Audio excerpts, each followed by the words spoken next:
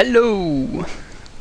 I'm going to show you some work I'm doing in the process of making a game. So one of the things that are part of the game is a map that I want to randomly generate. Now there are many ways to do this, and some of them relate to doing fractal rendering generation, which is used, I believe, in Dwarf Fortress. But one of the most common is using Noise, which is an algorithm made by some guy named Perlin, which I believe is still alive, a teacher in New York of some kind, I believe. Anyways, so he made a successor to Noise called Simplex Noise in 2001. And now, as you can see, Simplex Noise by itself is not very useful, but when you combine it with itself and do weird things, you can generate pretty interesting terrain. So this is an example of some terrain I generated using a first approximation of what I wanted to do. Now, Simplex Noise tends to be, compared to fractal generation of terrain, a lot more isotropic, which means that you don't get horizontal or vertical lines like mountains oriented vertically or horizontally. So this property makes it slightly better. So that's one of the goals I want to have here. I don't want terrain to look boring or strange. I want to look realistic. I first generate the altitude and cut the map on contour lines. So water is the lowest altitude, then you have the green, that is plains and meadows, and then you have hills, and then you have mountains that are black. So the idea is, since mountains are pretty hard to walk through, I want to have small mountains with interesting shapes. Now, the water generation, while very simple, I believe that Dwarf Fortress does all those kinds of very interesting things like erosion analysis and stuff, a lot of things. But this is very simple. It's just right out of the Simplex terrain generation algorithm. The idea is I use very simple. I take basically the absolute value. Let me show it right here. I take the absolute value of some simplex noise. Simplex noise is basically a number between -1 and 1. So this creates a ridge, you see. And then I take the very bottom of the ridge, and this creates a very small path, as you can see here.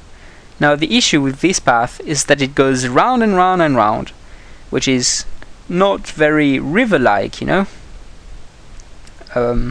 So one of the things I did is create seas, which makes it more like something you would see, more realistic. But still, if you look at the map from high above, such as we do here, it's not very realistic at all. You can clearly see that the rivers go round. So I modified. Oh, I should add that all the parts that you see, which are of a lighter color of whatever you have, is actually vegetation. As you can see, you usually have vegetation on the plains and on the hills, but not much on the mountains. You can have some on the mountains, but usually you don't.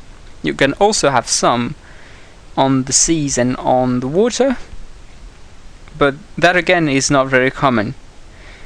That's because I generated the vegetation based on a different simplex noise,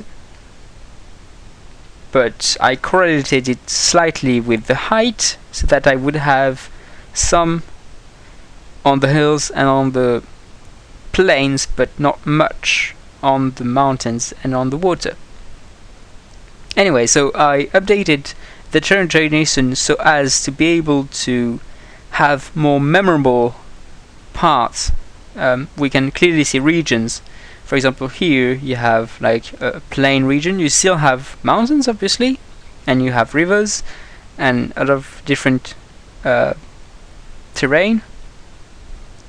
But you have this kind of region, and you have you slowly go into regions that look more like chains of mountains, if you will, like the Alps or something like that. And that makes it easier to remember where you are. So, for example, here you remember, oh, this is this region, and then you cross and it's a different region. Things like that. It's not exactly biomes at all, especially not the kind of biomes that you would usually see in other games, since there is no clear separation between anything at all. It goes smoothly from this kind of region to that kind of region. And I also made the rivers slightly more realistic by making the rivers smaller, a lot smaller in the hills and in the mountains, and then they grow in the plains and they go up to the sea usually. What I'm looking for in the terrain is one which actually helps the gameplay instead of impeding it.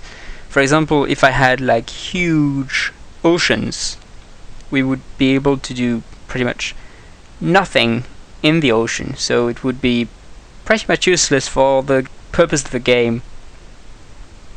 So I don't have that, and I don't plan on having anything like that, unless like the ocean is like some huge stretch of water, a bit like the rivers but bigger. Then it would be easy to cross.